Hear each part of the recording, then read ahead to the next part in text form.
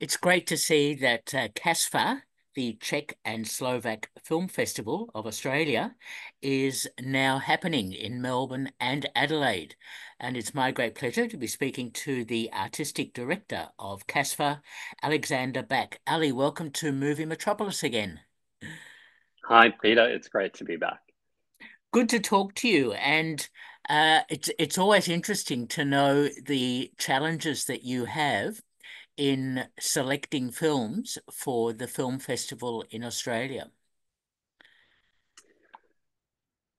Well, I would say the challenge for this year, we've put together our largest edition. So maybe the challenge for this year was actually selecting which films we wanted to show, because we're only showing some of the great Czech and Slovak movies that are getting made in both countries.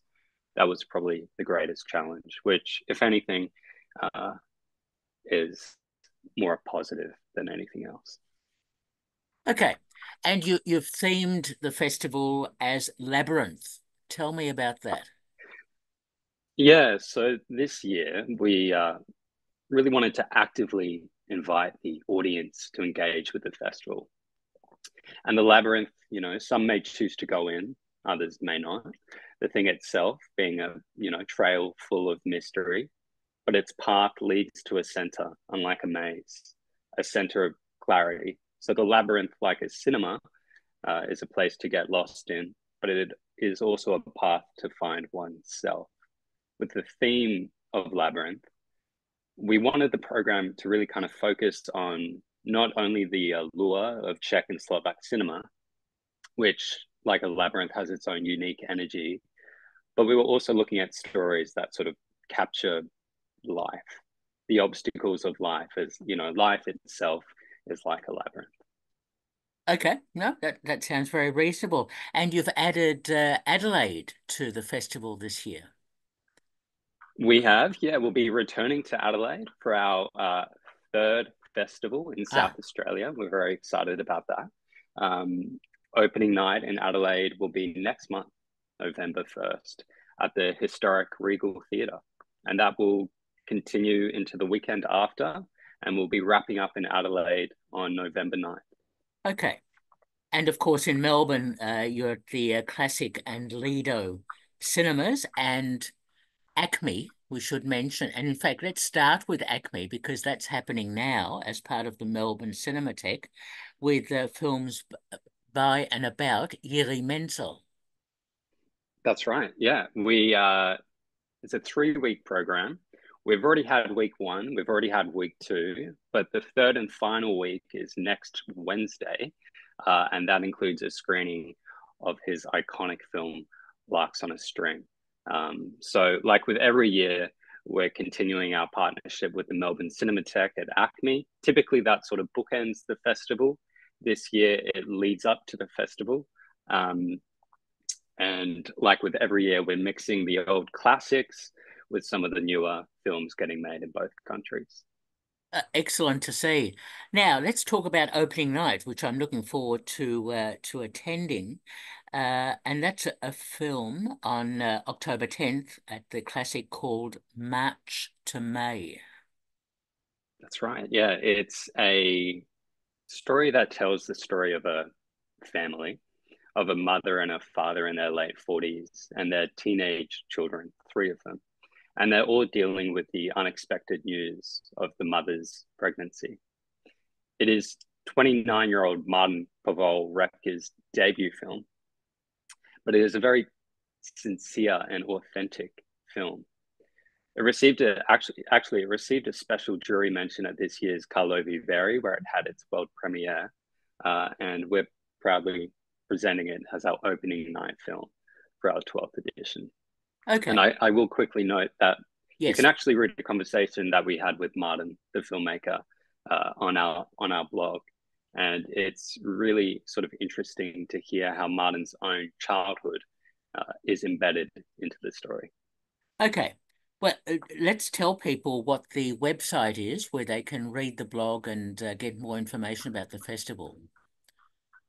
Fantastic. So the full program is available on our website, casffa.com.au.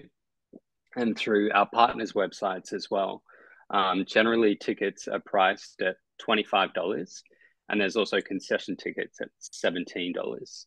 The opening night and closing night events are special events, so they cost a little bit more. But on the CASFFA website, we also have a blog, and through there, we'll be uploading some conversations and a few other articles related to this year's festival. Excellent. Now, we should say in Melbourne, the festival continues through until the 20th of October. And the closing night film is called The Aristocrats. That's right. Yeah, we're going with the more light-hearted film for closing night, with the screening of the comedy The Aristocrats, which is actually a sequel to a 2019 film called The Last Aristocrats. The original film performed very well in Czech cinemas. And with The Aristocrats, the story continues. You don't need to see the first one, but the story continues. And it's at a chateau in the Czech countryside where a family, thanks to their noble ancestors, live with their servants, their gardeners, and a daily influx of tourists. Money stress is sort of at the center of the film, but it's a very light-hearted comedy with plenty of entertainment and a long list of actors. But it's also shot on location in a beautiful chateau. So there's a real sort of sense of the decadence and the luxurious when you're seeing it on the big screen.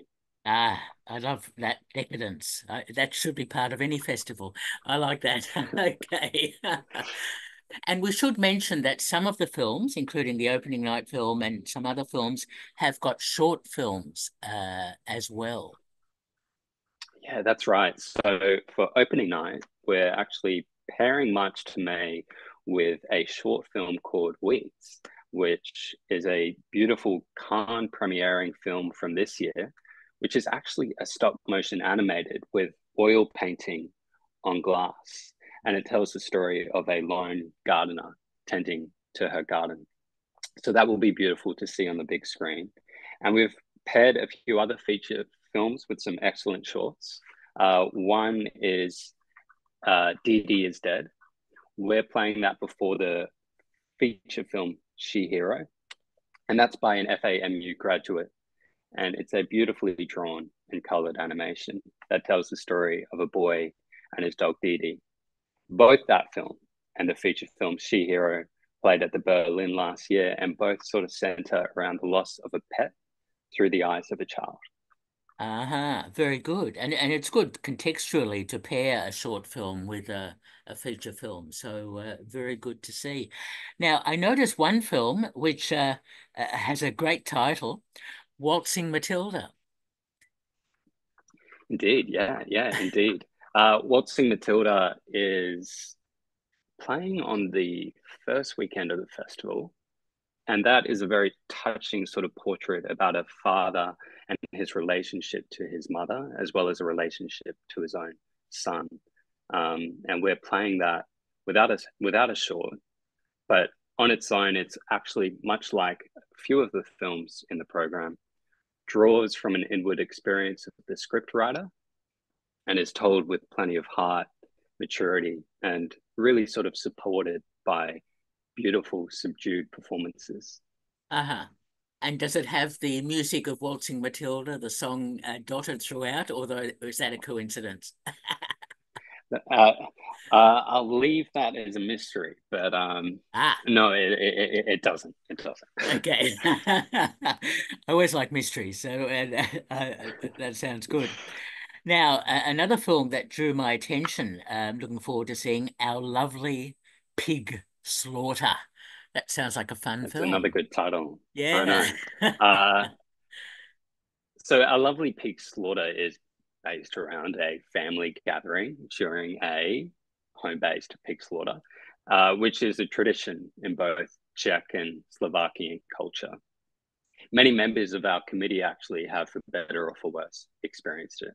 Um, for the director, he's offering on screen his own memories. In fact, for the main role, he cast his own father. And the story offers a very authentic slice of Czech and Slovak life, but it's served in a very sort of artful and, determinedly poetic way. There's actually some similarities between Our Lovely Pig Slaughter and our opening night film, March to May. Both are debut films by FAMU graduates. Both are reflections on the filmmakers' childhoods, and both are about sort of humanity more than anything else. Both premiered at the Carlo Viveri, and they are both quite mature works that you don't often associate with a debut film. Both are very sort of localized in their story, but they expand into the universal. So Our Lovely Pig Slaughter partners quite nicely with March to May, but on their own, they're two very beautiful, significant works. Okay, sounds good. Now, another title that drew my attention, The Hungarian Dressmaker. Yeah, so Iveta Grafova is returning to the director's chair after 7 years, and we're thrilled to present her latest film for its Australian premiere. Her previous two films were shown in earlier editions of CASFFA, and her second film, actually, from 2017, Little Harbour, which showed at the festival of that year and again in 2022 for our 10th year, earned the director a Crystal Bear at the Berlinale. So The Hungarian Dressmaker, her third film, is set during World War II, and it tells the story of a Hungarian widow dressmaker who shelters a Jewish boy in her home on the Slovak-Hungarian border. Against the backdrop of war, Grafova explores, familiar connections between humans, as she has in other films, but here we're entering into the themes of love, hatred, and fear. Sounds very good indeed. Okay, excellent. Now, another film which looks like quite a drama is The Gardener's Year. The Gardener's Year could be branded a tragicomedy more than anything else. Ah, The film is based on a book by Karel Capek and also allows in some Franz Kafka influence as well. Basically, it's about a quiet farmer, wonderfully played by Aldrich Kaiser, who is getting harassed by his obnoxious, development-hungry neighbor. The drama gradually turns more and more comedic and bitter and absurd. But the film also shows a very reflective observation on nature and humans' relationship to it. okay, good. Now, another film, I'm Not Everything I Want to Be. These are good title films this year. That is a documentary about Czech photographer Libuše Jakovzhakova. Some may be reminded of American photographer Nan Goldin's work Yeah. when looking at her work. Like Libuše's photographs, the documentary actually reaches quite high artistically, as the story is told entirely through the artist's photography. Her life, which coincides with the rise and fall of the Soviet Union, is a life that comes with obstacles such as a car crash, a fashion photography career in Tokyo, and the collapse of the Berlin Wall. The film shows a really sort of deeply personal story with great artistry and also a rare attention to its subject's own art and experience. It premiered this year at the Berlinale, and we're bringing to Melbourne its Australian premiere. Uh-huh. Well done. It's We're great to, actually, yeah. sorry to cut you up, we're actually pairing it with another short in the program as well, Yeah. which is Cold and Dark, which, like its successor, is a very impressive sort of experimental black and white film. And that observes a group of loggers who, in the company of their workhorse, clear a Slovakian forest. And the atmosphere and aesthetic composition in that film is truly astonishing. And that is one of the conversations that we'll be sharing on our blog, the conversation that we've had with Peter, the filmmaker, who is also the editor, the cinematographer, the producer, the script writer of the film. Excellent. Now, I was just remarking that it's great that you're able to bring films from other film festivals that have achieved acclaim, like the Berlinale and Karlovy Vary and so on. So excellent to hear all that. Now, I notice a restoration is part of the festival, The Pied Piper. That's right. Yeah, The Pied Piper was the first film we wanted in the program. I had watched it around November last year, and I thought this rat-infested film has got to be in the festival. It is from the mind of Jiří Bata, the great Czech stop-motion director, who is still making work today. And it is a highly original and darkly gothic adaptation of the Middle Ages folk tale. Before it, we're playing another Bata film, a 1982 short film called The Vanished World of Gloves, which, like The Pied Piper, is full of creative freedom and puppet animation, and it tells the story of cinema. Both have been recently restored, and both, I think, will look luminous on the big screen. I'm sure they will. Sounds great. What about a film called Calm in the Canopy? So, Calm in the Canopy is a sort of head back thriller.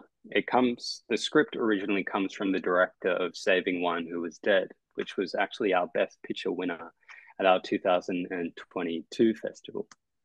Michael Hugenoa directs Calm in the Canopy, and the film starts in an airport where a 30-something-year-old man is confronted by a stranger, and the stranger ultimately threatens him. The rest of the film kind of explores the psychological ramifications of that opening scene. So as the 30-something-year-old begins to genuinely believe that his life is in danger and the life of those closest to him, and yet the stranger who he encounters in the first few minutes is nowhere to be seen.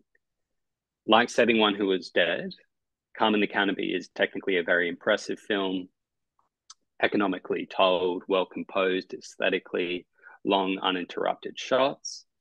It's really a thriller that doesn't shout, and it sort of rewards careful viewing because the tension, it sort of lurks below the surface. Very good. Yep, sounds quite intriguing. Now, what about a film called Night Siren? Night Siren is quite different. It is a folk horror film which premiered at the Locarno Film Festival, and there it won the prestigious Golden Leopard. It tells the story of a woman who returns to her home village, a country village which is steeped in superstition. And these superstitions begin to threaten her life. The director sort of envisions this dark and menacing world and projects it with a feminist lens. And we're happily bringing to Melbourne its Victorian premiere on a Friday night screening on the opening weekend of the festival. Very good. Okay. It's great to hear about these diverse genres that you've programmed as well. So the diversity of films from the Czech Republic and Slovakia. We And also, wanted to yes, go. I was just going to quickly say that, yeah, like any year, we wanted to construct a lineup that had a lot of variety, and I think for a theme like Labyrinth, that seems appropriate. So there are many different types of films, and our hope always is sort of to have all cinema audiences able to find their place in the festival. yes. Just on that, have you done some demographics of your audience, and are they largely Czech and Slovak background people who are attending, or are you finding that it is a much broader sort of audience? Generally, it's a fairly broad audience. We do have a large presence from both Czech and Slovak community, but we're also dedicated to a sort of cinematheque audience as well as just a general movie-going audience that happens to attend both the Lido and classic cinemas. Right. And more often than not, people who generally have an interest in European cinema. Yes. And in most cases, these films will not necessarily be seen again. Um, uh, Yeah, maybe on streaming or whatever, but who knows? Yeah. yeah, no, that's right. And of the 29 films we're showing this year, 20 are having their Australian debut. So whether or not they're screening again, I can't say. But more often than not, it is typically the single screening that Australian audiences have Yes. on the No, big screen. absolutely. And that's the beauty of these film festivals, that gives you a chance to see films that you may not otherwise be able to see. And another title I just wanted to mention, Tony Shelley and the Magical Light. Yeah, it's a beautiful film. It tells the story of Tony, who is a 11-year-old boy who glows. And Tony is different, but he avoids others. And he makes friends with a neighbor in his apartment building, a girl named Shelley. Eventually, the two embark on a great adventure. But what is fantastic about Tony Shelley and the Magical Light is that it gives sort of a wonderful sense of what a children's film should be. It's stop motion animation and puppetry is a wonder. The story is both charming and has a good message. And it's just an excellent film for both children and adults. And that's another conversation that we're really excited to share on our blog with Philip, the director of the film, who talks about his affection for the old style traditional Czech animations and also about the specific details of creating Tony's glowing puppet. Okay, sounds good.